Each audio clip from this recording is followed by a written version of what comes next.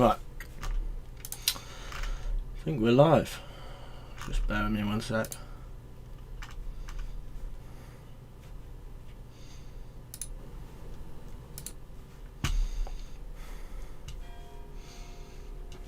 Okay.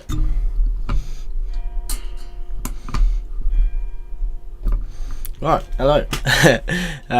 As you all know, I'm JNY. This is sort of a new series that I'm going to be starting. Well, basically, I just want to show you really how I go about making my tracks. Big disclaimer before I start: I'm really no professional at this. I'm not trying to teach you the best way to do things, and it's not a masterclass in any way.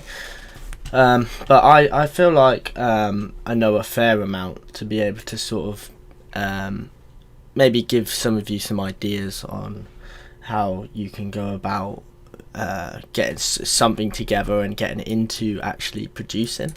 I never really, did any proper lessons or courses. I really just learned by playing around with the software. YouTube, all of that, just playing around with the software. And I mean, I've done fairly well. I've got some tracks with a decent amount of plays, so I'm going to show you break down sort of how I go about making them.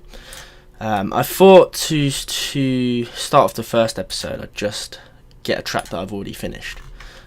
So this is one I've already released. It's called Recoil. You might know it. It came out a while ago. It's got a fair few plays, I believe. I haven't checked it in a while. And it's more of sort of it's drum and bass. It's more of sort of a heavier drum and bass roller type, bit of a mix. And this, I chose this one to start with because this really didn't take me very long at all. And another reason is that a lot of it's just samples. If you have a look here, there's no real sort of sound engineering involved in here, which tends to be the hardest, most intimidating part for people. I used a lot of samples in this, bass samples and stuff to get the sounds I wanted. So first of all, we'll just listen to the track. You've probably already heard it. I've played it at a few events and stuff, but I'll just play it from here.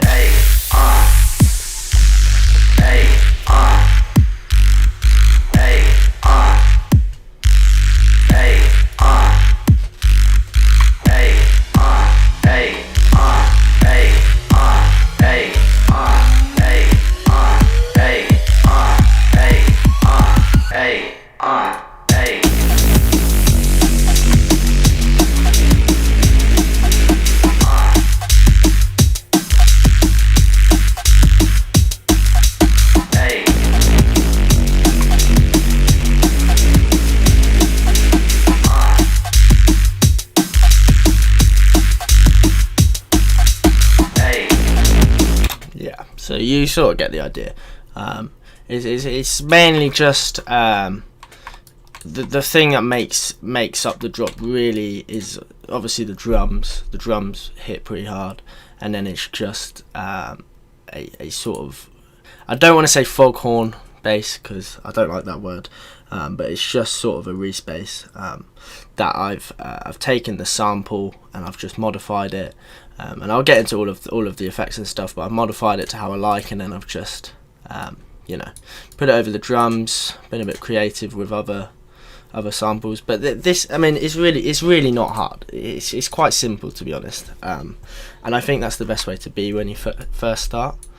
It's just to not get too overcomplicated with stuff. Just keep it simple, because you really don't need to worry about all the different things that are going on in a lot of people's tracks, because when you're first starting, the main goal is to just create something that you like, and that sounds sort of just all round good, and just get something finished at the end of the day. So so I'll start from right back here. So I basically just got samples from Splice. This is #1 tip. This program right here. this program, let me just move this over here. So this program, it basically gives you everything you need in terms of samples. It's a monthly subscription. You definitely will have heard of it before. It's advertised everywhere. Hang on, let me just move my screens around a bit. Yeah, let me just move that over there, just so I can see if anyone's commenting. There we go. Yeah, so this has it's basically a library of samples. You pay, I think it's £7, £7.99, something like that a month, and you get these credits. I don't know if I can show you the credits without showing all my details, but you get so many credits. Oh, here we go, 1,000. So I've got loads of credits because I don't really use it that much. Each sample is 1 credit. So say I am searching for say I want a drum and bass. You can search for pretty much anything. Say I want a drum and bass, and I want a bass Reese or something. You can then go through, you can choose each one. My internet's terrible at the minute, but yeah, you get the idea. I've got a few already on here that I've already got downloaded, and each one costs 1 credit, so 1,400 will go a long way. So yeah, so you can get all sorts. You can get from heavy stuff to slightly more relaxed. I mean, that's cool. I could definitely make something with that. It's all cool, and I do spend a lot of my time just going through these, just seeing what I like. I usually, if I'm going through and I hear a sound like this one, for example, I'm instantly thinking like, yeah, that would sound good with a drum beat over it, maybe some synths or something, and you start creating in your head sort of what you want to make from each individual sound. So this is a really good idea for getting inspiration. And I'd say if you're just beginning, really, I'd say just use Splice. Don't worry too much about, obviously you can use, let me find it. A lot of people say to use, Serum, Massive, all that stuff to create all these wave tables.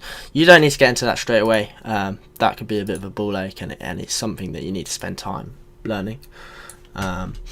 So just stick to Splice to begin with, and then I'd say maybe get into Serum and stuff, but start looking at presets.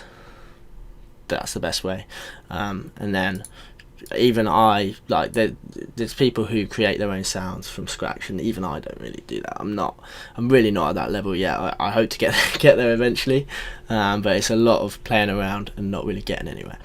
So don't be afraid to use these presets as well. I know a lot of people, these samples, sorry, I know a lot of people think that it's almost wrong to make a track all out of samples and presets, but I think you'll find a lot of people disagree with me. And in my eyes, if you've made a track, it doesn't matter how you've got there. If you've got the end result and it sounds how you want it, then you've done everything right. There are benefits to making your own sounds, and you can master and mix better and all of that. But when you're just beginning, you just wanna create. And if you're spending ages trying to create just one sound, you're not really going to get anywhere. That's why I think Splice and other sample programs are just incredible. So let's have a look at what I've used here. So I think I've just got just got a bass there.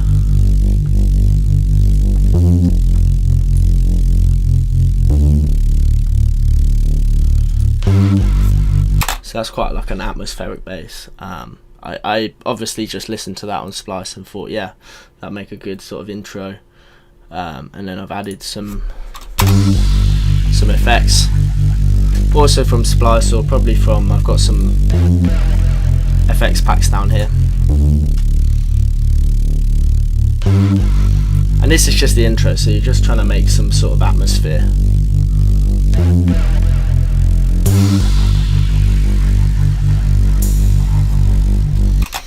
And I think one thing to note is a lot of people spend most of their time working on the drop. of their song. Obviously that's important in drum and bass. It's the big part of the genre.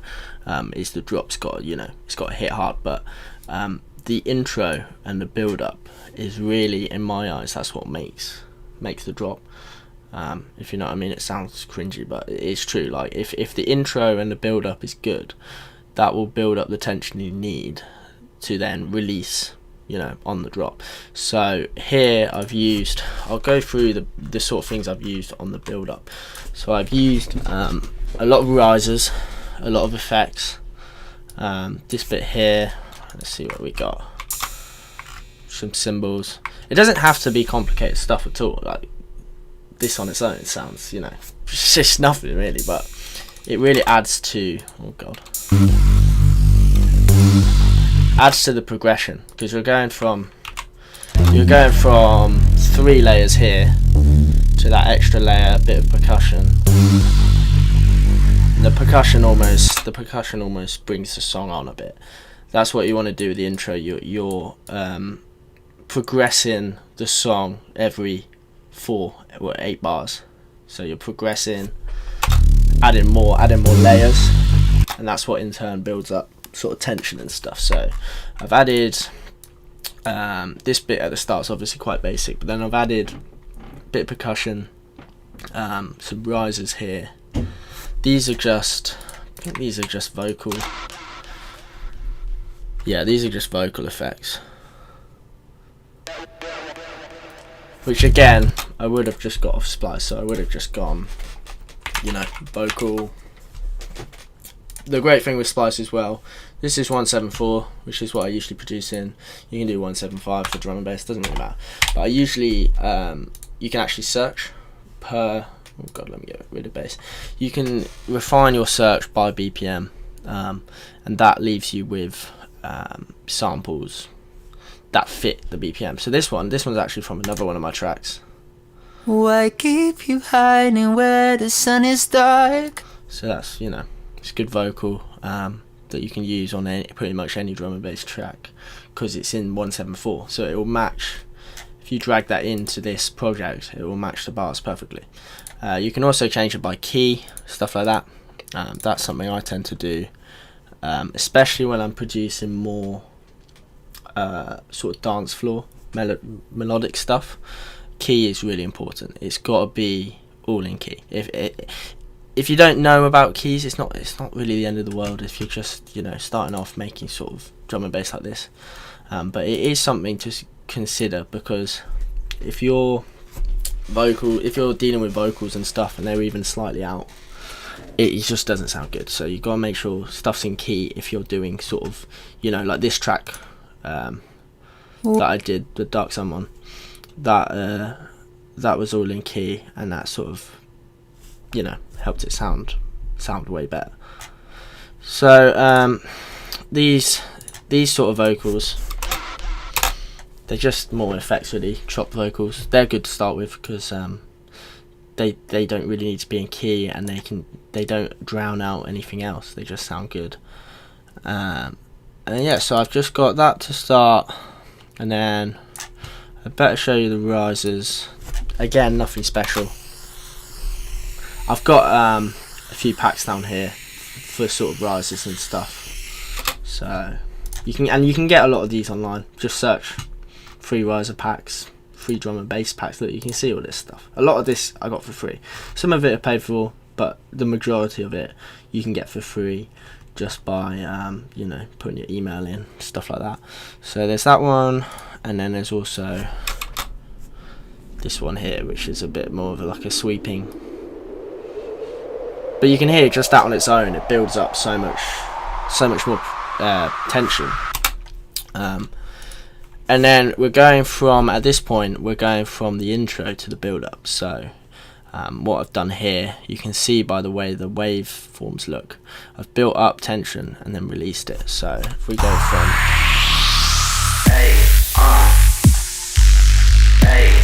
so the main thing there is definitely the kick drum. Once that kick drum hits in, you know, it's starting to pick up a bit. And then this down lifter, along with I think this one here. So it's just releasing the sort of tension that's been built by these two risers here, and that is a really good technique. That's something I only really recently started to incorporate into my tracks, is actually downlifters. I used to just have risers and then a drop, and it just doesn't quite hit the same because you're not releasing that tension, and you're not I don't know, you're not getting that impact that you get with the downlifter. So even in this isn't a drop, but this is going from, it's clearly going from intro to build up. Alright, Charles.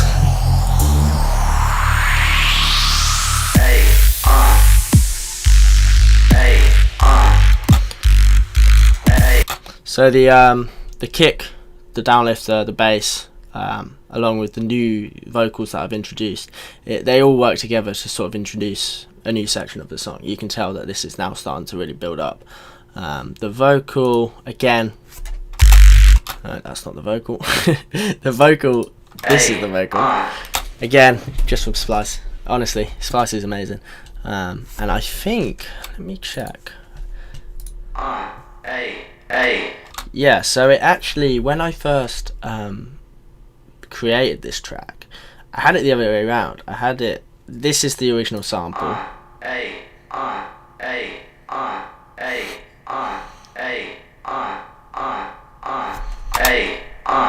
So it's just some sort of weird vocal build up that again found on Splice, and that's actually the other way around. The R is before the A, and that's how I had it when I first created the song actually. But I flipped it around, I just cut it. So if I'll show you how to cut it. This is sort of simple bits, but it's useful to know. So I just got the bit that I want. So I wanted the R, I wanted the A. So you just slice it, get rid of anything else, and then cut it. So it's RA at the minute, so I just literally flipped it around. And the reason I did that was because if you've seen the artwork for this, it is in fact a gun, an AR, and I thought it's just something cool. So I've changed it to AR, and then I don't think I added any effects to this. What channel is it? 21. So if we have a look at that, yeah. So I just added some EQ. This is something to I'm sure a lot of people know about, but this is something I use all the time. EQ is crucial to not only making the track sound good overall, but it just makes each individual aspect, it makes them all blend well with each other, and you don't have like too much bass in one end and whatever. It's a whole thing to look into. I'm not going to go too deep into it, but it's something to know. And in FL, just this one, EQ2 is perfect. You can move stuff around. You can get different presets, I think. Oh no, I've ruined it. Hang on. Yeah, there you go. So yeah, we just got the vocal, and the way I've done the vocal, as you can see, I've done a standard sort of build up that you normally get. Just picks up a bit slightly, and then the bass. This is important actually. I wanted to talk about this because this bass,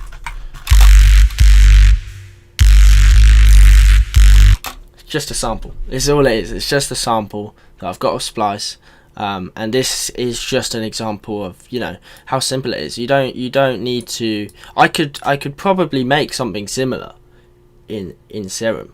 It would take me 2 hours. So I don't know. When you're just starting off and you're just creating stuff for fun, it doesn't really matter. I mean, I found this on Splice. I probably took it in 33, yeah. And then just edited the EQ. So I wanted this to hit quite hard, as you can see. I mean, you can hear it, because this is the key moment where the song sort of switches. So I've put the bass up. I've just generally put everything up, really. So this is the predominant bit of this part of the track. And then yeah, there's just that with the kicks and everything. You can see how simple it is. It's just 1, 2, 3, 4, 5 layers. And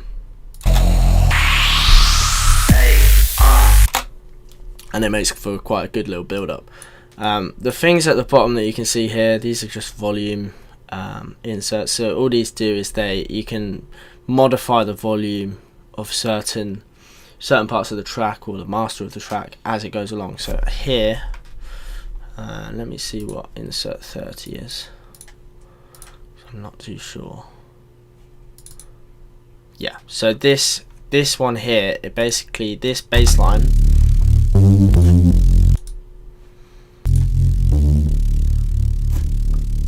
it just sort of drops off the volume on the bass line slightly before it goes into this drop here, because if you're going from one bass line to another, you want to sort of get the volume down for one as the other one comes in, or as the other one hits. So that's all that is. It's very minuscule, but it does have a good effect. And then this one's quite important here, insert 33. So that's this one here. So that just lowers the volume of this.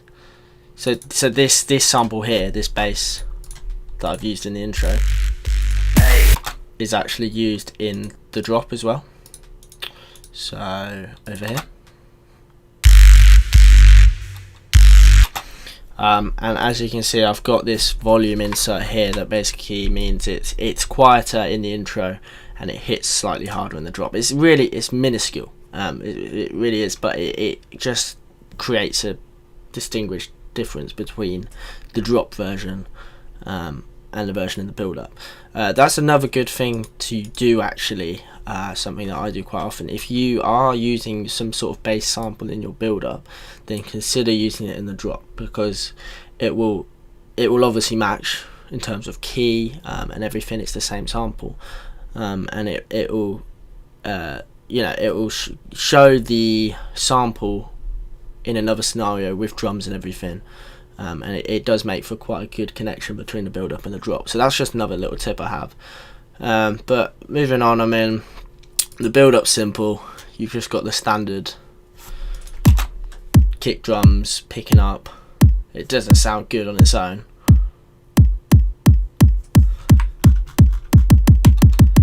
but that's all it is. It's just a heavy kick drum that builds up. I will show you the kick drum EQ, actually, because that's really important. That's something I tend to go over and spend time on.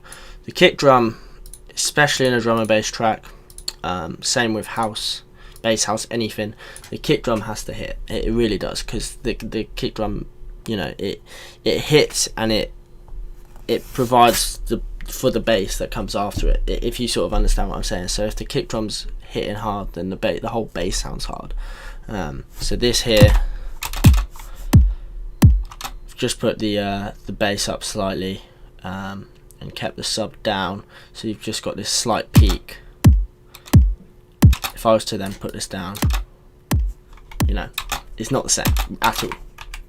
So sorry, my computer does that when I go back. It just hits so much heavier, slightly more full. So there's that, and that's just building up throughout the drop. I think I've added a riser here.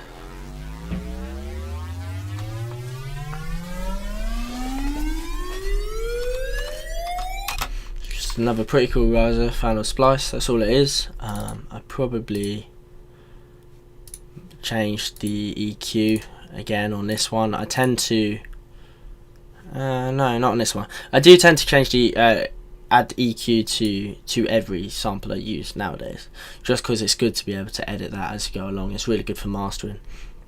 But this is just a riser I found off Splice, and I'd say for risers as well, Splice has really good risers. If you just go to effects, you don't need to. You can make your own risers, but again, it's very long. I could probably, you know, try and replicate that riser, but I'd just be wasting my time really, when you can just find one that you like, and then you can modify it to how you like, and you're done. It really is. It's quite simple. So that's just the one riser with, what have we got here? Just another one that I've got from this riser pack over here, and they've just mixed together.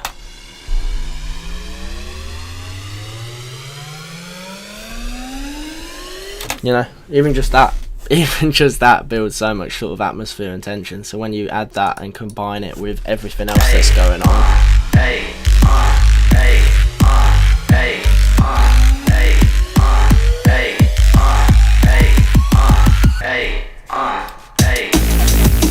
so that's a really simple build up, but I think it's quite effective. I do honestly think this is one of my most effective build ups. I've played this track live, obviously before Corona, but I played this track live, and it did create quite a good atmosphere, I think. So as simple as it is, it works, and with the drums and everything, it just all works together. This sort of silence, that's a very common trick. I use that a lot in my tracks, and I know a lot of people do. You sort of build up, and then you have, you know, a bar or half a bar of just the vocals, or maybe a slight gap, and then it drops. It's just something people do. I think it sounds good in this track because, you know, because the vocals are in time with the rhythm, so it keeps it going.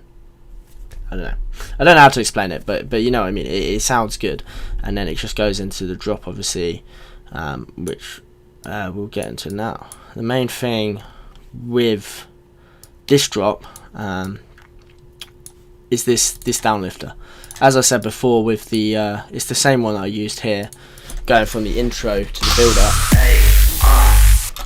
Downlifter, using that on your drop, it makes so much difference to how well it hits, and that's not just when you're listening to it here, that's when you're like performing it live. It adds so much atmosphere to the drop, and again, that's something I only recently started to do. So this here, I think, yeah, so this one's slightly delayed because the bass in this drop is 1 bar after the drop. So I put the downlifter, I could have put the downlifter here, but I think it kind of works well with the bass. If I just single out these, it works well with the bass, adds an extra layer, and adds a bit of sort of downforce to it. So that's one of the main things that makes the drop hit a bit harder. And then obviously the bass is just ridiculous. Again, you know what I'm gonna say, it's from Splice.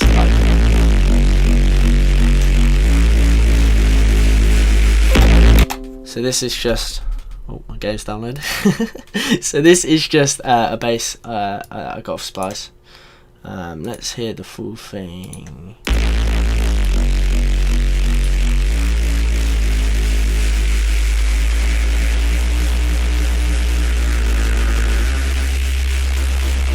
I think it's actually a riser, I think, or it's more of like a loop, but that's it. God, that's it without any effects, anything. So you can hear from this version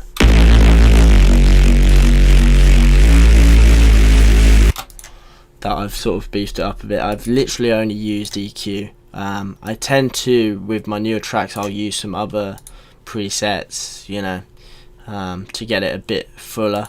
But I think this one in particular, all it needed was just bass is a bit higher, sub dropped, and then just leveled out towards the high end.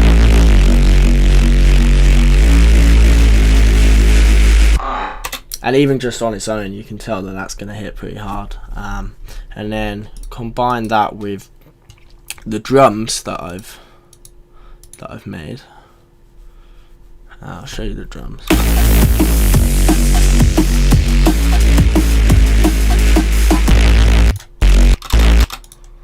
So the drums,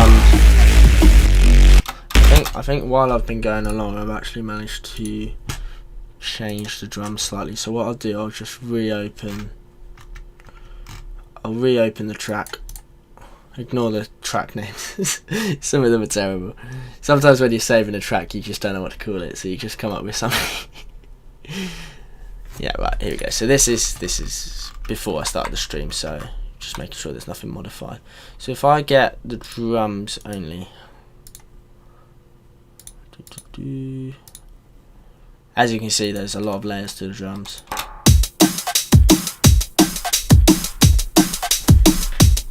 The drums on this track I'm really quite proud of, actually, and my drums in terms of drum and bass have been getting way better recently, way better.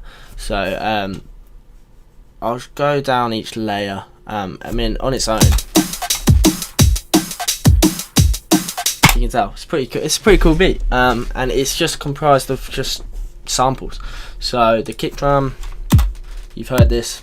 All this was the same one from the build up. Something that I do tend to do now that I haven't done in this track, I think I made this a while ago, but this track, I haven't layered the kicks and the snares. Sometimes I'll get another kick and layer it underneath. I think I've actually got, yeah, so the reason I haven't done it on this one is I've got this drum loop that goes over everything I make. So this is an already made drum loop, and I mean, you could use that on its own, but it just doesn't, it's not powerful enough. It doesn't have the impact that you need for especially for a drop like this. So what I tend to do is I tend to get a drum loop like this off Splice. You can get loads of them. If I go to instruments, drums, yeah, there's loads of loops. So I tend to get one of them, add some layers. So I would have started with this. I would have added the kick drum, just adds a bit of oomph, and then I think I probably would have added the snare, which that's what it sounds like, just straight out of Splice. I might have actually got some of these samples from these packs down here. I probably got a few of them from this one's quite good. If you want to have a look this one up, but I would have just got a few of them from there. So that's what it sounds like originally, and then I would have just beefed it up a bit using the EQ. With the snares, this is what you're looking for. This is something that's another producer actually told me. With the snares, just get the mid-range high. That's all you need, because the mid-range of the snare is what gives it that punch, and if you've got the mid-range up high, it just hits so much harder, and that's something someone told me, and I've used it ever since, because it just sounds so much better. You can see this shows sort of where the waveforms are, and you can see that that's all on that 3 right there. So you want that up high if you want it to hit. So then at this point we've got this, we've got the kick, we've got the snare. And even that on its own just sounds good. That sounds fine. But then if you want to add some more layers to it, hi-hats are important.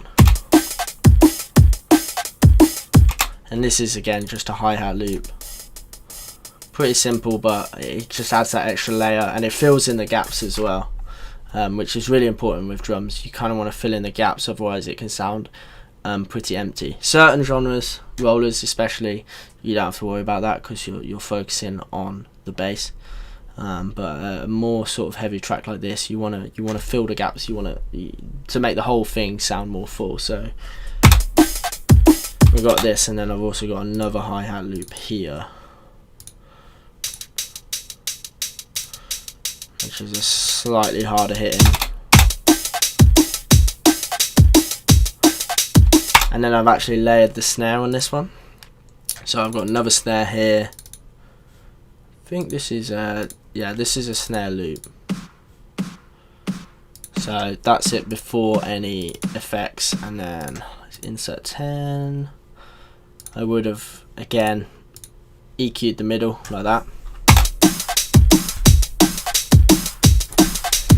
And then yeah, you've just got from that, I mean, that wouldn't have taken me long. I think that's probably the first thing I did. I tend to start on the drop, and I tend to start on the drums, because if the drums aren't good, then the whole song's just crap. So I tend to start on the drums, get a good drum beat, and then from the drums I can sort of think, I can test basses on Splice, or I can test some of the own ones that I've made or whatever, and I can think, yeah, this will sound good, and then you just go from there. So this drum beat, I can already tell it would go well with a heavier bass.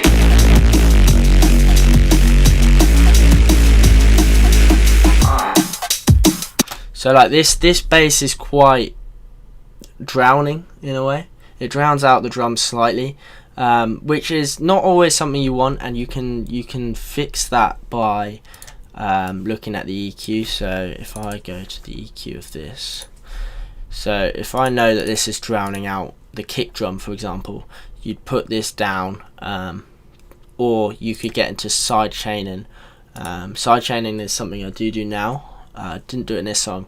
It is something I do now, but that's like a whole another, lesson. It's quite a long thing to learn. You can do it easily, and that's something I use especially on my house tracks, because that's really important in house. But for a track like this, I actually think it works quite well that it drowns out the drums, because then you've got this sort of quieter bit after.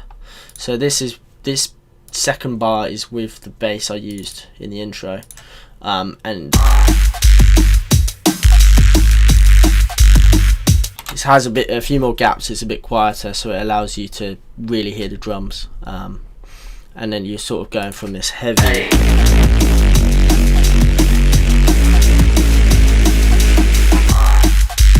to a slightly more mellow bit where you can hear the drums hitting, and I really like that on this track personally, so I've kept it like that. The only other thing I've added to the drop, just to give, because certain basses on their own, they might not quite hit as hard as you like, and I felt this one was slightly lacking. It was fine for the build up, but it was slightly lacking in terms of the drop, so I've just added, I've just added a sub underneath, although I've been having problems with my Serum recently, where it keeps losing the sample, so I need to look into that, but I think it's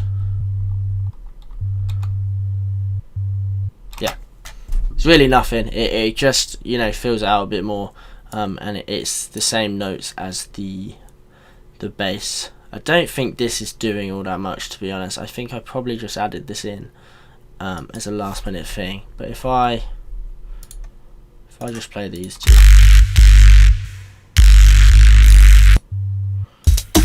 it just sort of adds a bit more depth to it, bit more width, and just add some layers. I don't know if I've got any. I don't think I've got number 5. I don't think I've got any settings on that. No. So that's just an extra little thing. You don't necessarily need to do stuff like that. That is something I'll go over. If I go over any of my new tracks, I'll sort of show how I layer sub basses and stuff, because with some of the stuff that I'm doing, it's way more important to have layers underneath your bass.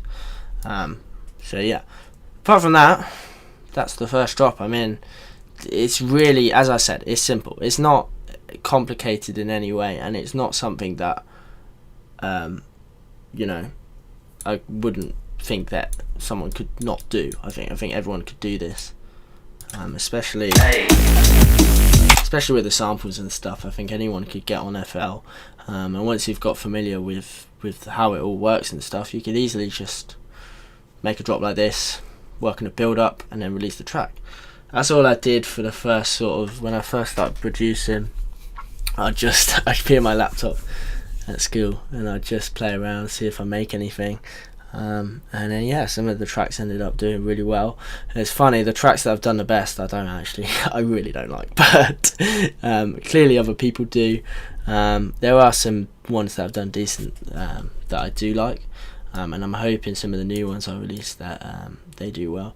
The second drop, I think it's pretty much the same. I can't remember.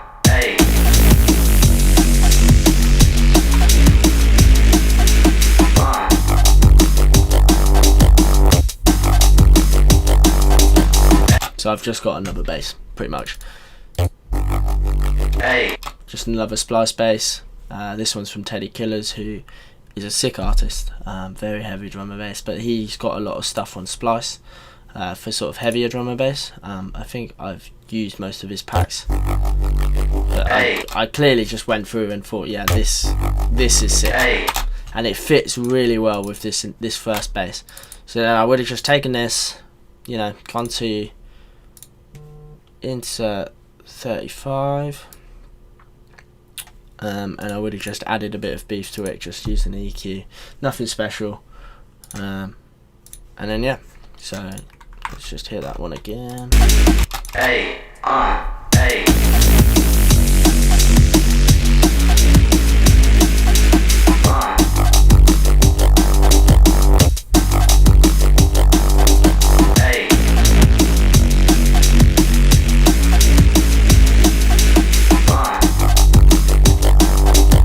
By the way, the second build up, I mean, it's the same. Yeah, so what I did from going from the first drop was I just got this intro.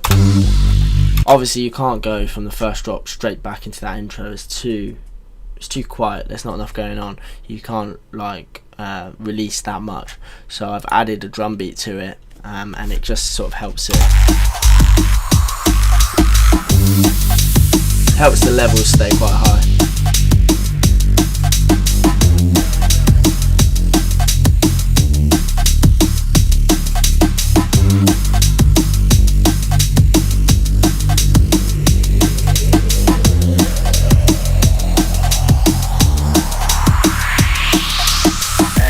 And then I've just gone back into the build up again.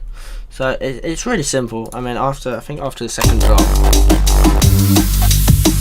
I've just got the same thing again, so this sort of middle bit has made for a good ending, and then yeah, that's pretty much the track. I mean, there's nothing else to it, there's not anything else I can really show.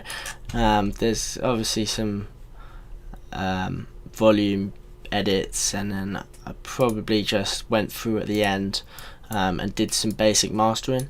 Mastering is not something I'm particularly good at, and it's not easy at all. Mastering is basically you just go through all the sounds in your track and you want to make them sound to the right levels, not too much bass, etc. You want to EQ them, make them work well together, so if one layer has way too much bass, you'll turn it down, and maybe turn up one that doesn't have enough. It's hard to explain, but it's just going through and making sure your track sounds all round good. Because if you don't master your tracks, then it might sound good in your headphones or on your AirPods or whatever, but then if you play it on a big sound system or you play it in your car, you'll realise that there's problems with certain samples being too loud, etc. The car test is actually the best thing you can do. I always listen to my music in my car before I release it, because the car is a good sort of gives a good idea of all-round audio. There's multiple speakers, you know, you can test the bass, stuff like that, and if it sounds good in your car, it should generally sound good pretty much anywhere. If you've got monitor speakers or like proper studio headphones, it's the same thing. If it sounds good in there, it will sound good anywhere, because those sort of headphones, I've got these Audio Technica ones. I'm not using them at the minute, I'm just using this because it's easier, but those will pick up any sort of impurities, anything that's wrong with the track, and then you can just sort of go through, make sure everything's good. So yeah, that's pretty much it for Recoil. So I probably made this in about, I would have made this in a day. I would have spent a couple hours just playing around, and then I would have spent the next few days just tweaking. That's what I tend to do. I tend to tweak things. Sometimes I'll start with something and then end up with something completely different, but the general premise is still there. And this track, it just started with this vocal here. I just knew that I heard that, and I knew that I wanted to incorporate that into some sort of build up and some sort of bass and make it rhythmic. Again, really simple track, but I'm really quite proud of this one. This is a lot of people tell me this is one of their favourites, and this one was obviously released with OTD, so yeah, did well.